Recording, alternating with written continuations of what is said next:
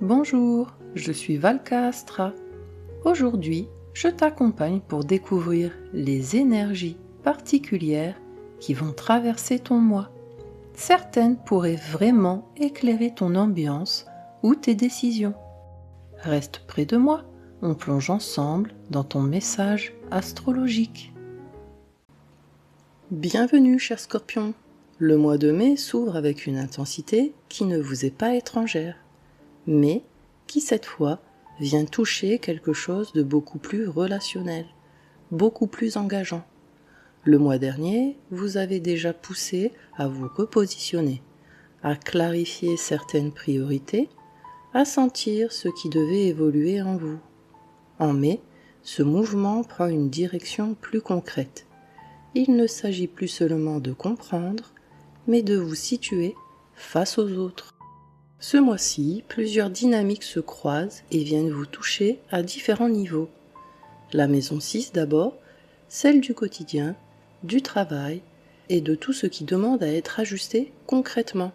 Puis la maison 7 qui met l'accent sur vos relations, vos engagements, votre manière d'être avec l'autre. Et enfin la maison 8, votre territoire, celui de la profondeur, des attachements et de ce qui ne peut plus rester en surface. L'enjeu de ce mois est clair. Trouvez votre juste place dans vos relations sans vous perdre, ni vous enfermer.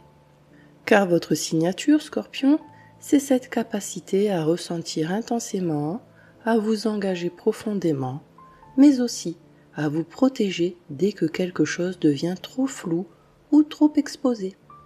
Et c'est précisément là que se situe le défi. Ne pas tomber dans le contrôle ou la fermeture, tout en évitant de vous suradapter. Mais vous demande d'apprendre à rester ouvert tout en restant solide intérieurement. Et pour comprendre comment cette dynamique va se déployer, regardons maintenant le mouvement des planètes.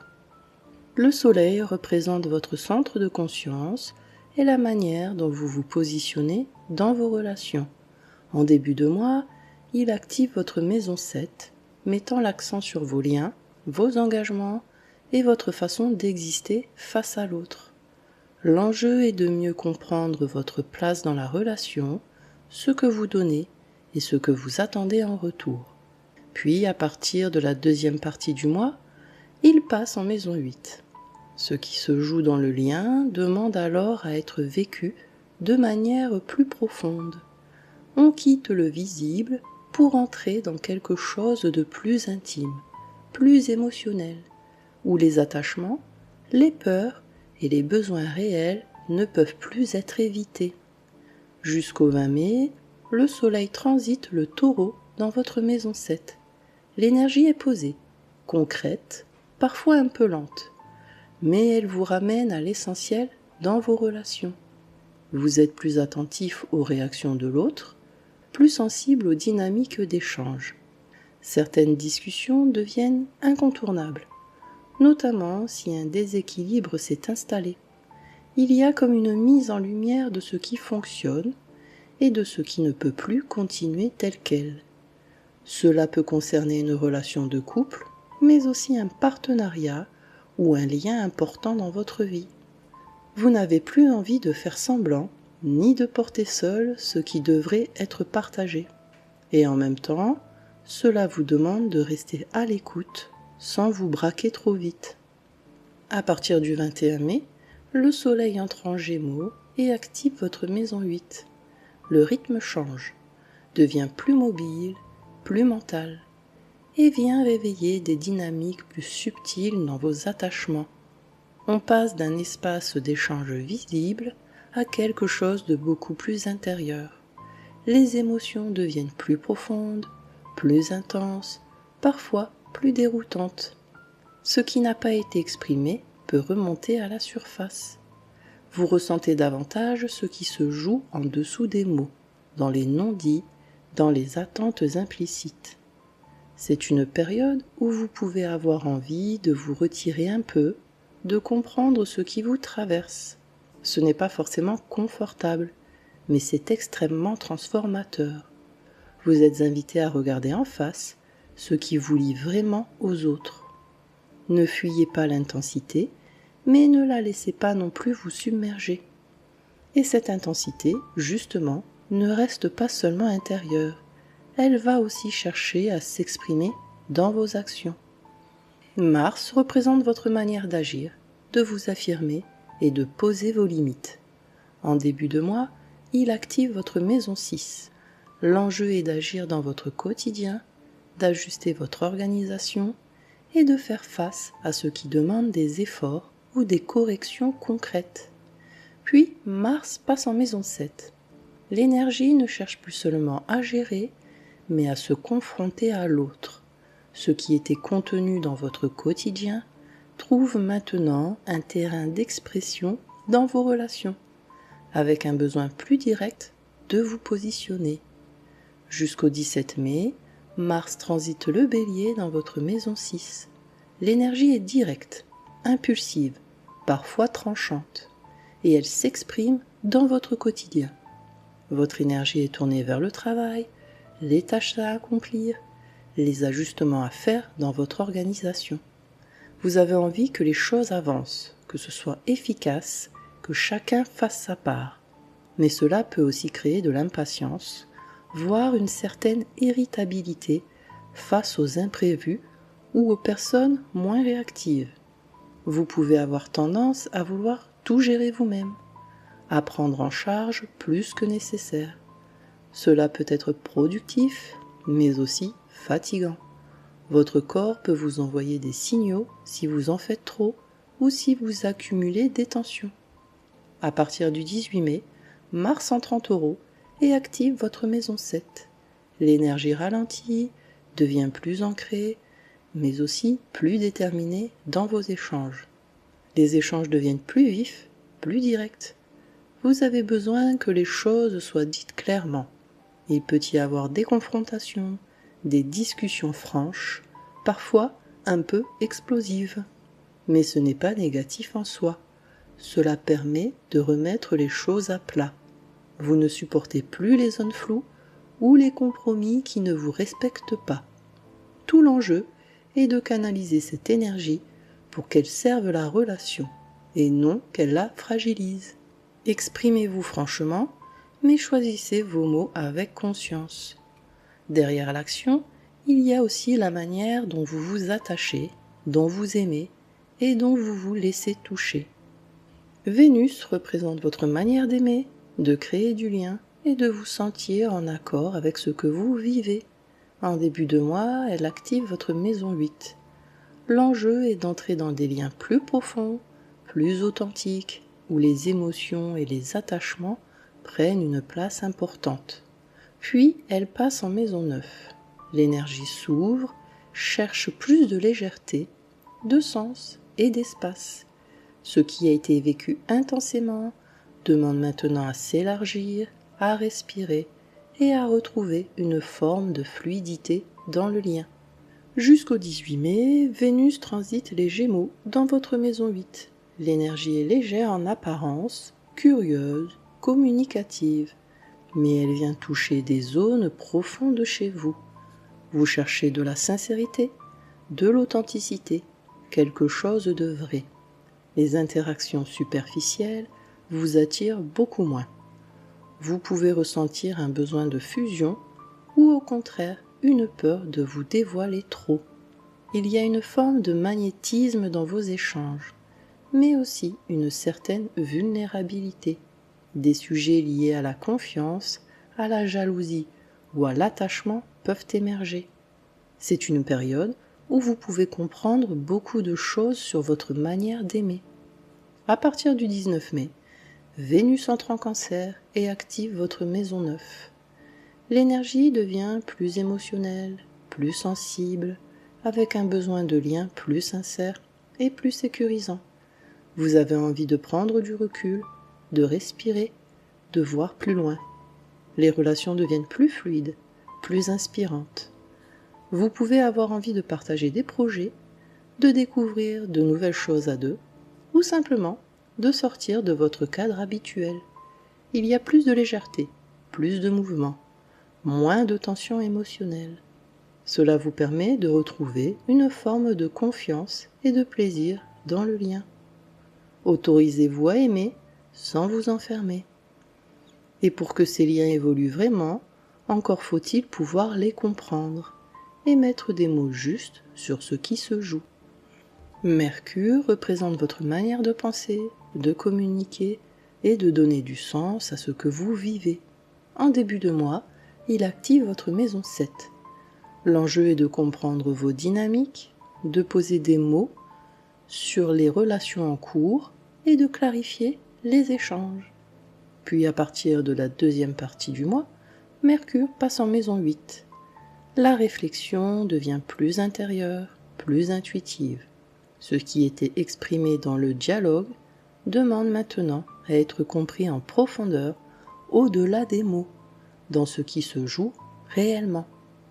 En début de mois, Mercure transite le Taureau dans votre maison 7.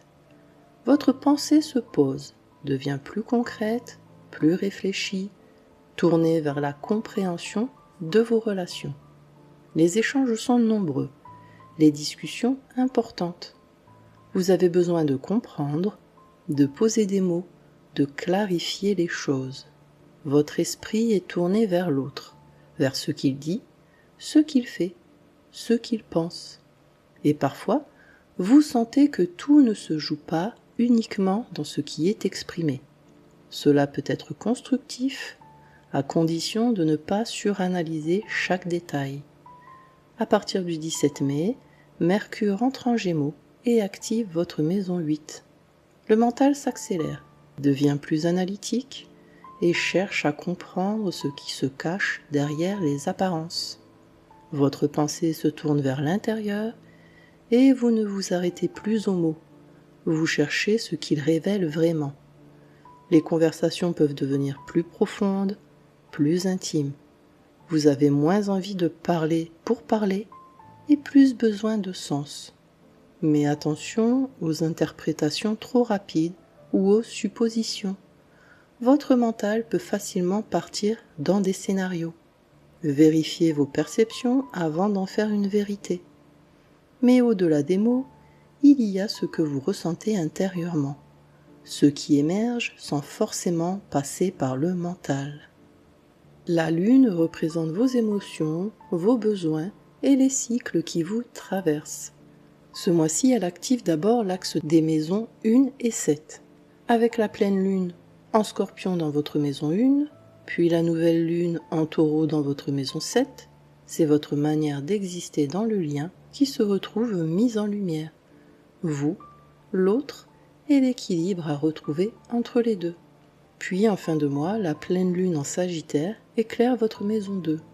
Après les mouvements relationnels, l'attention revient à vous, à votre sécurité, à votre valeur et à ce que vous êtes vraiment prêt à accepter. Le 1er mai, la pleine Lune en Scorpion éclaire votre maison 1. C'est un moment fort pour vous. Une émotion, une prise de conscience ou une décision importante peut émerger. Vous voyez plus clairement ce que vous ressentez et ce que vous ne pouvez plus ignorer. C'est une forme de révélation personnelle. Le 16 mai, la nouvelle Lune en Taureau active votre maison 7. Elle ouvre un nouveau cycle dans vos relations. Une nouvelle dynamique peut se mettre en place, un engagement peut évoluer ou une manière d'être en lien peut changer. C'est un moment clé pour poser une intention, presque comme un vœu intérieur. Quel engagement souhaitez-vous construire? Quelle place êtes-vous prêt à prendre sans vous oublier? Ce que vous choisissez d'initier ici, même de manière subtile, peut poser les bases d'un équilibre plus sain et plus juste pour les semaines à venir. Le 31 mai, la pleine Lune en Sagittaire vient activer votre maison 2.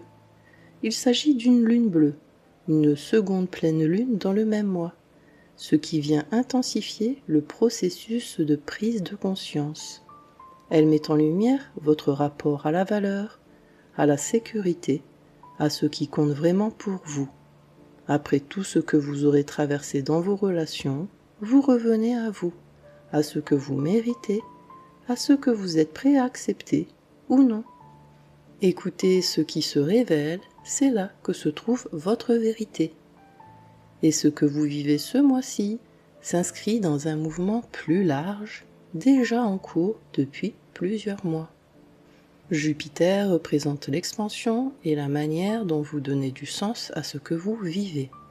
En maison 9, il ouvre un mouvement d'évolution intérieure lié à votre vision du monde et à vos croyances. Vous êtes en train d'élargir votre regard, de prendre du recul sur certaines situations et surtout de ne plus les interpréter de la même manière. Avec Jupiter qui poursuit son transit en Cancer dans votre maison 9, un mouvement d'ouverture continue de s'installer en vous. Depuis quelque temps, quelque chose s'ouvre dans votre manière de voir la vie et votre regard devient plus large, plus nuancé. Certaines croyances évoluent, certaines certitudes tombent. Vous êtes invité à sortir de vos schémas habituels pour explorer autre chose. Cela peut passer par des apprentissages, des prises de recul ou des réflexions profondes. Ce que vous vivez dans vos échanges ce mois-ci s'inscrit dans ce mouvement plus large. On vous pousse à grandir, pas seulement à réagir. Prenez de la hauteur avant de prendre position. Mais pour avancer dans cette ouverture, encore faut-il avoir une base solide dans votre quotidien. Saturne représente la structure, la responsabilité et les apprentissages qui s'inscrivent dans le temps. En maison 6, il vient vous confronter à votre manière de fonctionner au quotidien, à votre organisation et à la gestion de votre énergie. L'enjeu est de construire quelque chose de plus solide et de plus durable dans votre rythme de vie. Saturne poursuit son transit en Bélier dans votre maison 6 et vous ramène constamment à votre manière de fonctionner au quotidien. Vous êtes dans une phase où l'on vous demande de remettre de l'ordre dans votre vie quotidienne. Cela peut passer par le travail, la santé ou votre organisation. Rien n'est laissé au hasard. Ce qui n'est pas solide se voit rapidement. Cela peut sembler exigeant, mais c'est ce qui vous permet de construire sur du durable. Vous apprenez à vous discipliner sans vous épuiser et surtout à respecter vos limites. Faites moins, mais faites mieux. Et malgré ce besoin de structure, quelque chose en vous cherche aussi à se libérer, à casser certains anciens schémas. Uranus représente les prises de conscience et les changements nécessaires. En maison 8, il vient transformer votre rapport à l'attachement et à ce que vous ne contrôlez pas. Quelque chose évolue en vous, dans votre manière d'entrer en lien. Vous ne réagissez plus tout à fait de la même façon. Et certains schémas commencent à se fissurer pour laisser place à plus de liberté. Uranus continue son transit en Gémeaux dans votre maison 8 et vient bousculer progressivement votre rapport à l'attachement. Vous êtes en train de changer profondément votre manière d'entrer en relation. Certaines dépendances émotionnelles peuvent se casser. Des réactions inattendues peuvent émerger, même chez vous. Vous n'avez plus envie de subir certaines dynamiques. Cela peut être déstabilisant, mais aussi extrêmement libérateur. On vous pousse à vous détacher de ce qui vous enferme. Lâchez le contrôle là où il vous enferme. À côté de ces ruptures, il y a aussi un travail plus subtil, plus invisible, qui se fait dans votre manière de vivre le quotidien. Neptune représente la sensibilité, l'intuition et la manière dont vous ressentez votre environnement. En maison 6, il agit de manière subtile sur votre quotidien, votre rythme et votre rapport à l'effort. Ce cycle vous enseigne à fonctionner autrement, en étant plus à l'écoute de vos ressentis et de votre énergie. Neptune poursuit son transit en Bélier dans votre maison 6 et rend votre quotidien plus subtil, parfois moins lisible. Vous pouvez parfois vous sentir un peu perdu dans votre organisation. Votre énergie fluctue, vos repères changent. Mais cela vous invite aussi à être plus à l'écoute de vous-même, à ralentir, à ressentir, à ajuster. Ce n'est pas une période pour forcer, mais pour affiner. Vous développez une sensibilité plus fine à ce qui vous convient vraiment. Respectez votre rythme, même s'il change. Et en profondeur, ce que vous êtes en train de transformer va bien au-delà du présent. Cela touche vos racines. Pluton représente les transformations profondes. En maison 4, il agit sur votre base intérieure, votre sécurité et vos fondations. Un travail de fond est en cours. Certaines émotions, certains repères ou certaines constructions intérieures évoluent lentement pour vous permettre de reconstruire quelque chose de plus solide et plus juste pour vous. Pluton poursuit son transit en Verseau dans votre maison 4 et travaille en profondeur sur vos racines. Depuis quelque temps, vous êtes en train de revisiter des choses profondes liées à votre passé, à votre sécurité intérieure. Avec sa rétrogradation début mai, ce travail devient encore plus introspectif. Certaines émotions anciennes peuvent remonter. Des schémas familiaux ou inconscients peuvent se révéler. C'est intense, mais nécessaire. Vous êtes en train de construire quelque chose de beaucoup plus solide en vous. Accueillez ce qui remonte, c'est ce qui vous libère. Et c'est en traversant tout cela que le sens de ce mois devient beaucoup plus clair. Ce mois de mai vous aura fait traverser un véritable passage entre ce que vous vivez au quotidien, dans votre rythme, dans votre manière de vous adapter, ce que vous engagez dans vos relations et ce que vous êtes en train de transformer en profondeur dans votre manière d'aimer et de vous attacher. Rien n'a été laissé en surface. Chaque échange, chaque réaction, chaque émotion vous aura ramené à une question essentielle. Où êtes-vous, vous, dans tout ça? Car au fond, ce mois ne vous demande pas simplement de comprendre les autres, mais de vous positionner avec justesse, de ne plus vous oublier dans le lien, sans pour autant vous fermer, de vous engager sans vous perdre. Et c'est là que quelque chose change vraiment, parce que plus vous vous respectez, plus vos relations se réajustent naturellement autour de vous. Plus vous êtes clair avec vous-même, plus ce que vous attirez devient juste. Parce qu'à partir du moment où vous vous respectez vraiment, ce que vous acceptez change.